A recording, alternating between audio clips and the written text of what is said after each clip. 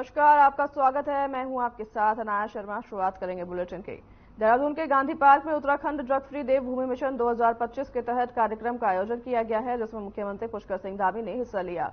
इस मौके पर कई जनप्रतिनिधि भी मौजूद रहे। वहीं मुख्यमंत्री पुष्कर सिंह धामी का कहना है कि नशे के खिलाफ जागरूकता बढ़ाने की जरूरत है। सीएम धामी ने प्रदेश के युवाओं से नशे के खिलाफ चल रहे अभियान में अपना सहयोग देने की अपील की है। और क्या कुछ सीएम ने इस कार्यक्रम में कहा है, आपको भी सुनाते हैं।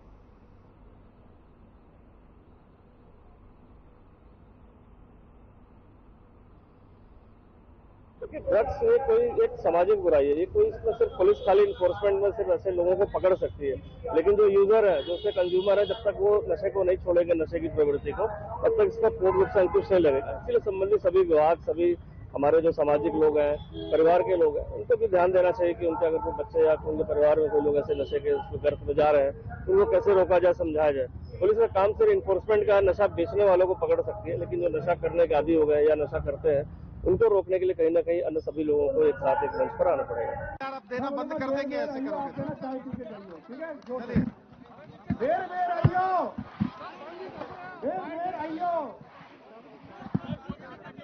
ओके, सही बात है। ये हमारा 2025 तक देवभूमि को ड्रग्स फ्री देवभूमि बनाने का हमारा संकल्प है, लक्ष्य है। और इस लक्ष्य की पूर्ति में जन जन का सहयोग हमको प्राप्त हो रहा है और हम सबके सहयोग से और सबकी जागरूकता से हम देवभूमि को हर तरीके से नशे से, ड्रग्स से पूरी तरह से मुक्त करने का जो हमने संकल्प लिया है उसको हम सिद्धि तक ले जाएंगे। और इसमें जो कड़ी कार्रवाई करनी है ड्रग्स के कारोबारियों पर, इसके अपराधियों पर, हम कड़ा रुख भी अपना रहे हैं। इसके लिए जिलों में, तहसीलों में, नीचे के स्तर पर पुलिस विभाग, अन्य विभाग, सारे विभाग समन्वय के साथ काम कर रहे हैं और कड़ी कार्रवाई भी ऐसे मामलों में हम कर रहे हैं। मंत्री जी ने युवाओं को शपथ दिलाई, आपने बड़े कार्यक्रम का आयोजन किया, क्या संकल्प है?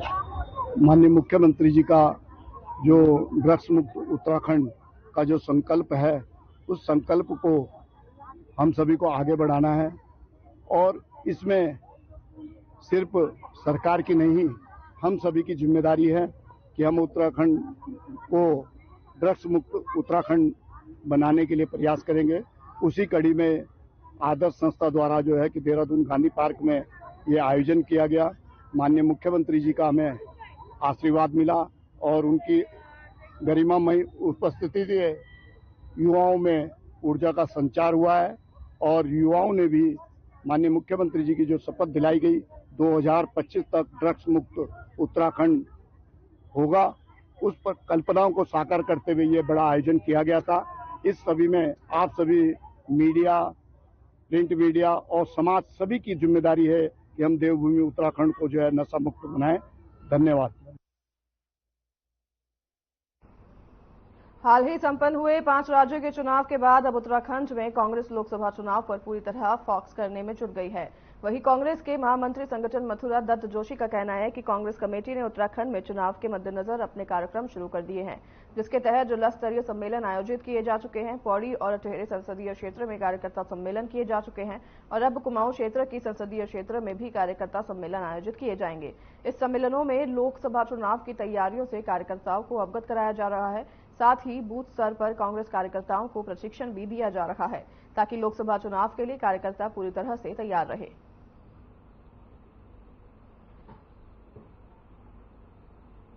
लोकसभा चुनाव को देखते हुए क्या रणनीति है, क्या क्या कार्य? देखिए, कांग्रेस पार्टी ने पूरे प्रदेश में जिला स्तरीय कार्यकर्ता सम्मेलन आयोजित किए हैं। पौड़ी संसदीय और टिहरी संसदीय क्षेत्र के कार्यकर्ता सम्मेलन पूर्ण होने के पश्चात दिनांक 14, 15, 16, 17 4 दिन लगातार अल्मोड़ा संसदीय क्षेत्र में सम्मेलन होंगे। 14 तारीख को चंपावत, 15 को पिथौरागढ़, 16 को बागेश्वर और 17 तारीख को अल्मोड़ा में कार्यकर्ता सम्मेलन आयोजित किए जाएंगे। और उसके बाद 20 और 21 तारीख को नैनीताल संसदीय क्षेत्र के सम्मेलन होंगे। नैनीताल का हल्द्वानी में सम्मेलन आयोजित होगा और उधम सिंह नगर का रुद्रपुर में सम्मेलन आयोजित होगा, जिसमें हम कार्यकर्ताओं को लोकसभा चुनाव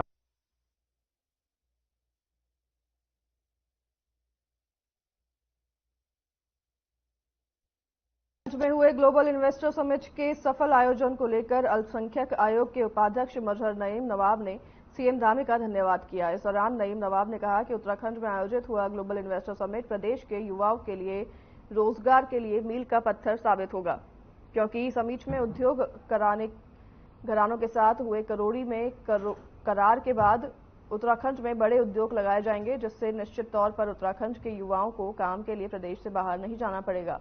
वहीं राज्य में लगातार हो रहे पलायन पर भी रोक लगेगी।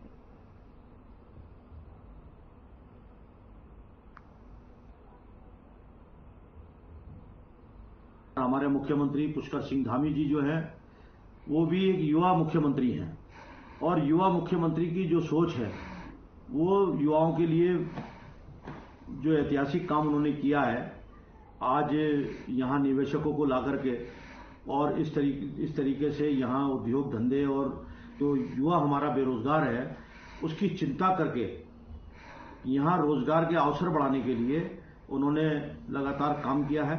और अभी जो हमारा निवेशकों को बुला करके एक सम्मेलन जिस तरीके से कराया, उस सम्मेलन में एक करोड़ों खरबों रुपए के एमयू जो है पास हुए हैं और लोगों को रोजगार मिलेगा। इससे लोगों को, हमारे बेरोजगार जो आए दिन भागे रहते हैं यहाँ से, आए दिन उनकी पलायन होता है उत्तराखंड से, जो पहाड़ी क्षेत्र हमारे बिल्कुल खाली पड़े थे, आज वो पहाड़ी क्षेत्रों में हर क्षेत्रों में छोटे छोटे उद्योग लगा करके रोजगार के अवसर ढूंढे जा रहे हैं। हमारे पुष्कर सिंह धामी के नेतृत्व में जो काम हो रहा है, ऐतिहासिक काम हो रहा है, मैं उनको पूरी तरीके से बधाई देना चाहता हूं।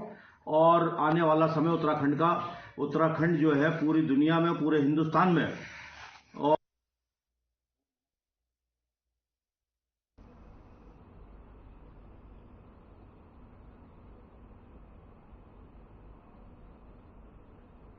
केंद्र सरकार के 5 सितंबर 2019 को जम्मू कश्मीर से अनुच्छेद 370 हटाने के आदेश को सुप्रीम कोर्ट के द्वारा सही ठहराए जाने के बाद नेताओं के बयान सामने आ रहे हैं।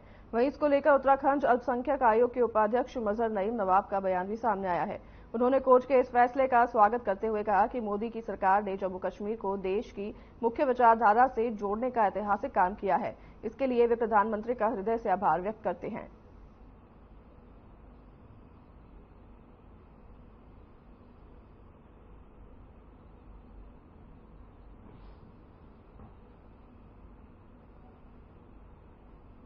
कांग्रेस जिस तरीके से लगातार आप देख रहे हैं भ्रष्टाचार में डूबी थी, आज उनके सांसद किस तरीके से जो है करोड़ों रुपया मिल रहा है।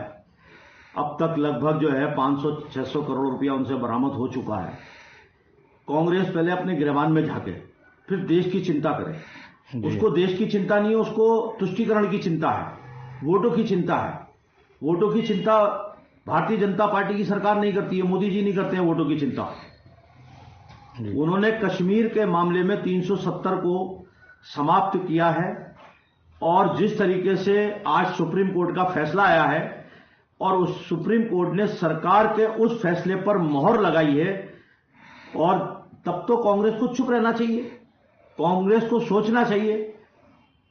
देश की सबसे बड़ी न्यायालय, देश की सबसे बड़ी जो पंचायत है, उसने हमारे देश के प्रधानमंत्री नरेंद्र मोदी जी के फैसले पर और कैबिनेट के फैसले पर, केंद्रीय कैबिनेट के फैसले पर मोहर लगाई है। अगर ये 370 आजादी के बाद खत्म हो जाती तो देश कहां जाता विकास की दौड़ में। मुद्दे खत्म किए हैं मोदी जी ने। जो राजनीति मुद्दे थे, तुष्टीकरण के मुद्दे थे, वोट की राजनीति के मुद्दे थे, उनको समाप्त किया है।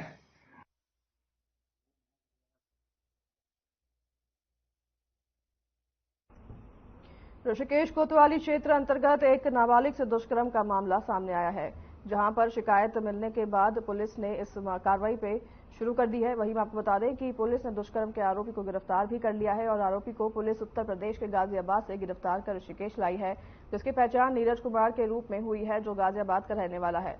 कोतवाल शंकर सिंह बीच ने बताया कि कुछ दिन पहले नाबालिग के साथ दुष्कर्म होने का मामला पुलिस के संज्ञान में आया था और परिजनों की तहरीर पर पुलिस ने मामले में मुकदमा दर्ज कर अपनी कार्रवाई को आगे बढ़ाने शुरू किए। इस कड़ी में पुलिस को पता चला कि नाबालिग के साथ दुष्कर्म करने का आरोप गाजियाबाद का रहने वाला है और वो अपने घर में आसपास छिपा हुआ है। तत्काल कार्रवाई करते हुए महिला उप निरीक्षक सरोज नौटियाल ने आरोपी को गाजियाबाद से गिरफ्तार कर लिया है।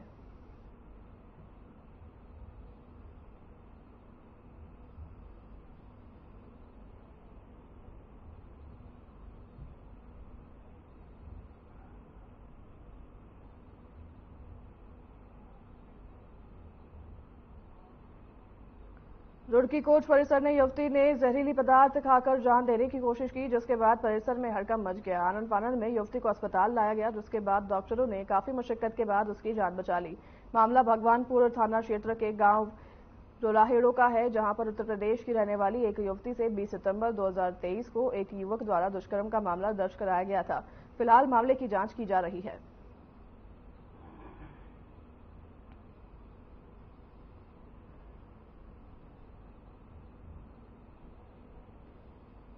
द्वारा बताया गया कि वो कोर्ट गई थी अपनी गवाही देने और वहां पे वो बेहोश हो गई। मेरे पास लाया गया, मैंने इलाज शुरू किया। पता लगा मुझे कि महिला ने जहर खाया था। जहर खाने के बाद हमने नली डाली, उसकी सफाई करी है, गैस्ट्रिक लेवाज हमने किया और जब मेरे पास आई थी तो पल्स उसकी फील नहीं हो रही थी। अभी स्टेबल है, ठीक है पहले से। हमारे यहाँ जैसा कि बताया है महिला ने कि गर्भवती भी है, तो हमारे यहाँ जो स्त्री रोग विशेषज्ञ हैं उनके द्वारा भी चेकअप कर लिया गया है और इसके बाद जो जरूरी इलाज है वो हमारे अस्पताल में इसको दिया जा रहा है।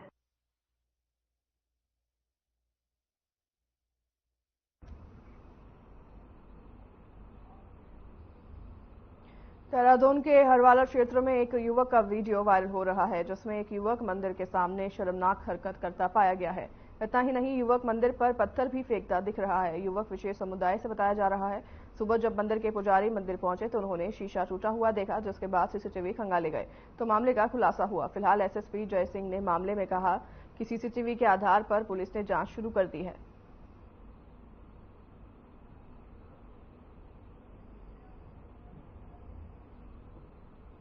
हरवाला क्षेत्र में एक धार्मिक स्थल है मंदिर, वहां पर जब पुजारी सुबह पहुंचे तो वहाँ ग्लास टूटा हुआ था, तो उनको लगा कुछ वहाँ का सस्पेक्ट लगा, क्योंकि वहाँ कैमरे लगे पास में। तो कैमरे को चेक किया तो उन्होंने देखा कि एक व्यक्ति जो है वहाँ पर आपत्तिजनक स्थिति में कोई हरकत कर रहा था। इस चीज में सूचना पुलिस को दी थी और पुलिस ने तत्काल उस वीडियो के आधार पर धार्मिक उन्माद फैलाने और अन्य संबंधित धाराओं में मुकदमा दर्ज कर लिया है। उस व्यक्ति की तलाश की जा रही है जो उस व्यक्ति ने ऐसा कृत्य किया।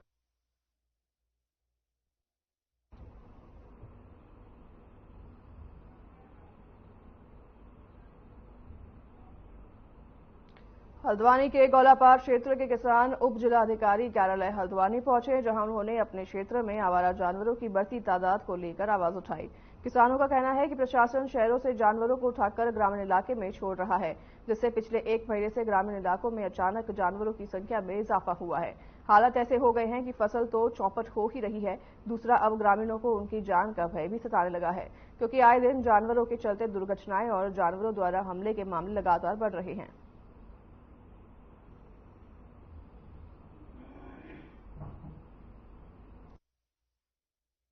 देखो, लगातार जो हमें देखने को मिल रहा है और कई दुर्घटनाएं होगी, शासन पासन को हमने अवगत भी कराया।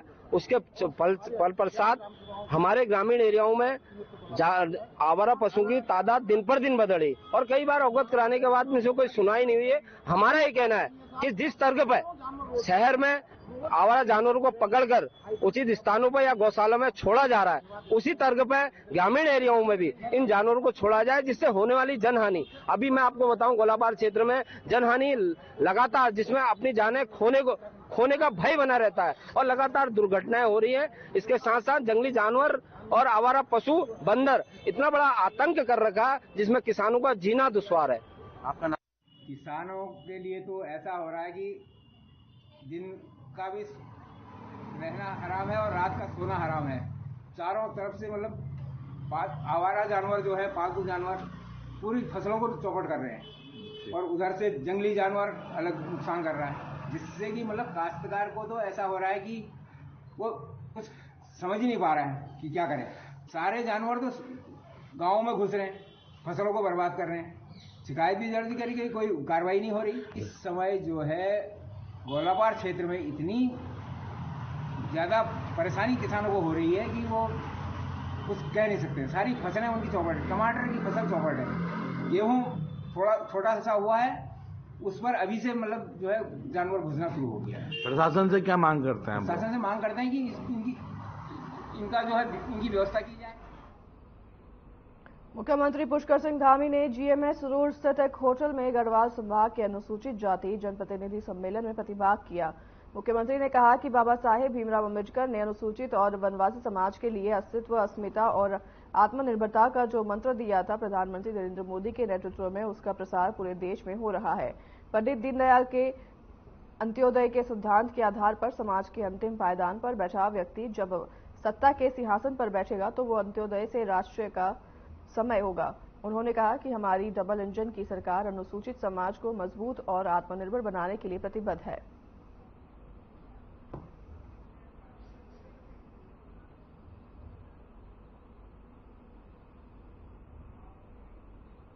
खबर दिनेशपुर से है, जहां बीजेपी जिला उपाध्यक्ष हिमांशु सरकार ने जम्मू कश्मीर से अनुच्छेद 370 के हटाने पर उच्चतम न्यायालय के निर्णय का स्वागत किया है।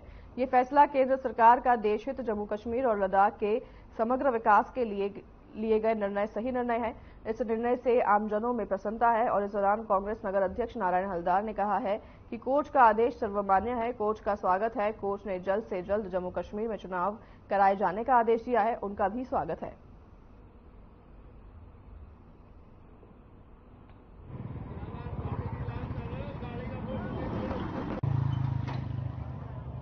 सुप्रीम कोर्ट का जो फैसला आया है उसका हम आज उधम सिंह नगर और हमारा काशीपुर जिला में जिला उपाध्यक्ष होने के नाते इस फैसला का स्वागत करते हैं। सुप्रीम कोर्ट का धन्यवाद करते हैं कि आपने जो फैसला सुनाया, पूरा देश इस फैसला से गर्वित है, स्वागत करती है। मैं आपको बताना चाहूंगा, जो 370 हटाने के एक खुशी की लहर जम्मू कश्मीर में हो रहा है। 370 को लेके जो सुप्रीम कोर्ट का जो आदेश आया है, मैं उसका आदेश का जो है सम्मान करता हूं। और कोर्ट ने यह भी कहा है कि जल्द से जल्द जो है वहां पर विधानसभा चुनाव कराया जाए। तो विधानसभा चुनाव के बाद ये पता लग जाएगा जनता को कि दूध का दूध, पानी का पानी हो जाएगा कि जनता किसके साथ जाए।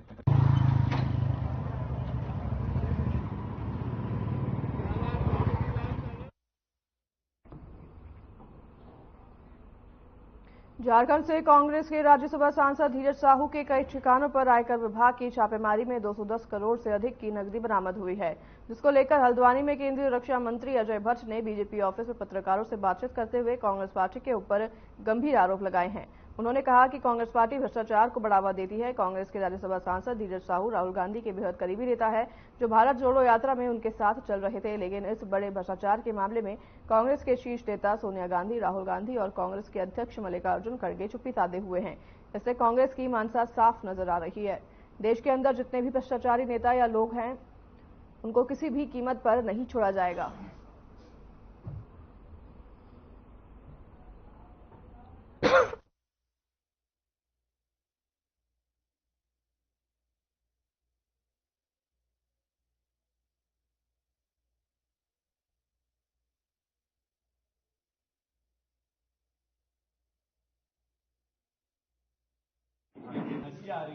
जो अभी वर्तमान में सांसद हैं, उनके ठिकानों से ये मानिए उनके घर से 210 करोड़ रुपए अभी तक बरामद हो चुके हैं, ईडी ने कर लिए हैं। एक बहुत बड़ा जो जनता की धनराशि अपने घरों में रखी थी अपने व्यक्तिगत प्रयोग के लिए और अपनी पार्टी के प्रयोग के लिए, वो आज दुनिया ने देख लिया है, पूरे देश के लोगों ने देख लिया है। बड़ी बड़ी ऊंची बात करने वाले घमंडिया ऑर्गेनाइजेशन में जिन लोगों ने हमारी सरकार को बदनाम करने की नियत से जो अपना एक ऑर्गेनाइजेशन बनाया है, उनकी पोल खुलती नजर आ रही है, नहीं बल्कि खुल चुकी है।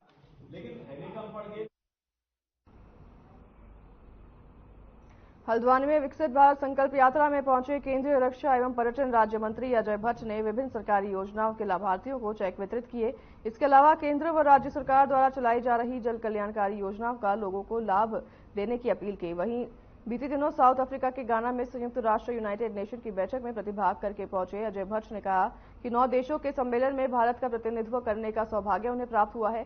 यह नैनीताल उधम सिंह नगर क्षेत्र के लोगों के लिए भी गर्व की बात है। उन्होंने कहा कि आज भारत विश्व में अपनी अलग जगह बना रहा है। हर क्षेत्र में हम आगे बढ़ रहे हैं। प्रधानमंत्री नरेंद्र मोदी ने जब से देश की कमान संभाली है तब से हम हर जगह मजबूती से शिखर को छू रहे हैं और आने वाले समय में भी भारत देश नई ऊंचाइयों को छुएगा। संयुक्त राष्ट्र की जो हमारी, मैंने ये मफलर भी उसी का पहना है, United nation peace keeping mission, ये मैंने वहीं का, ये हमको मिला है, ये हमारा है, इधर इंडिया लिखा है भारत का।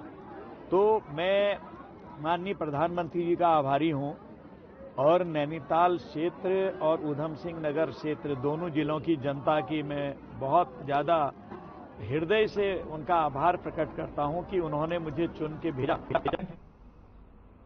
युवाओं ने क्षेत्र में शराब और मादक पदार्थों की बिक्री पर रोक लगाने को लेकर पुलिस को ज्ञापन सौंपा है। नशे के खिलाफ एक साथ सवाल उठाया है। वहीं शहर में शराब और मादक पदार्थों की बिक्री पर रोक लगाने की मांग पुलिस से की है। वहीं युवाओं ने कोतवाली में पहुंचकर एक ज्ञापन पुलिस को सौंपा है। जल्द से जल्द कार्रवाई नहीं होने पर युवाओं ने सड़कों पर उतरकर आंदोलन करने की चेतावनी भी पुलिस को दी है। वहीं पुलिस का कहना है कि लगातार अभियान चलाकर नशे के सौदागरों को गिरफ्तार किया जा रहा है।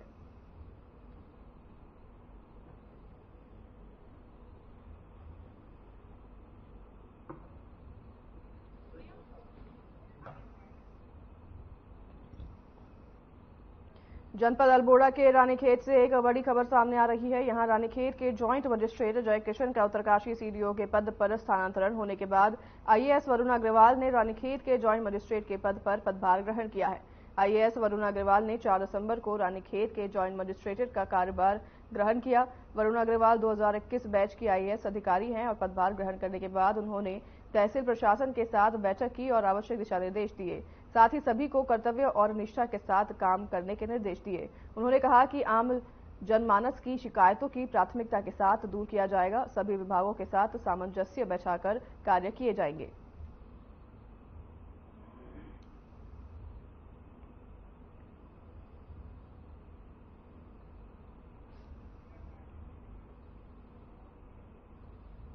भारतीय किसान यूनियन के गढ़वाल मंडल अध्यक्ष संजय चौधरी के नेतृत्व में रुड़की जॉइंट मजिस्ट्रेट दिवेश शासनी को दिल्ली में हुए किसान आंदोलन के दौरान समझौते का अनुपालन नहीं होने के विरोध में दर्जनों किसानों ने जॉइंट मजिस्ट्रेट के माध्यम से ज्ञापन राष्ट्रपति के नाम सौंपा है। गढ़वाल मंडल अध्यक्ष संजय चौधरी ने बताया कि 13 महीने किसानों ने दिल्ली में आंदोलन किया था, जिसमें स्वामीनाथन रिपोर्ट, एमएसपी गारंटी कानून लागू करने और किसानों की आय दोगुनी करने आदि मुद्दों पर केंद्र सरकार के साथ समझौते हुए थे, जो केंद्र सरकार ने लागू नहीं किया है, जिनका किसानों में भारी रोष है।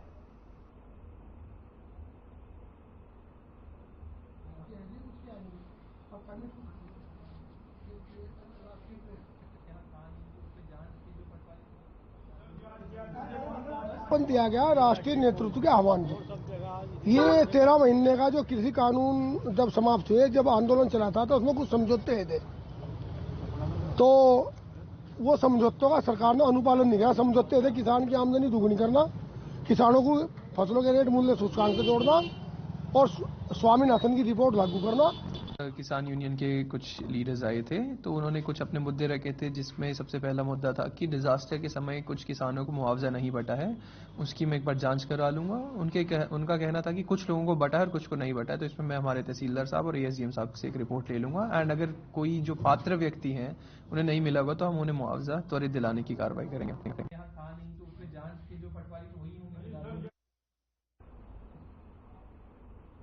तो उस बुलेटिन में हमारे साथ बस इतना ही। मैं नाया शर्मा आपसे लूंगे विदा। मुझे दीजिए इजाजत। नमस्कार।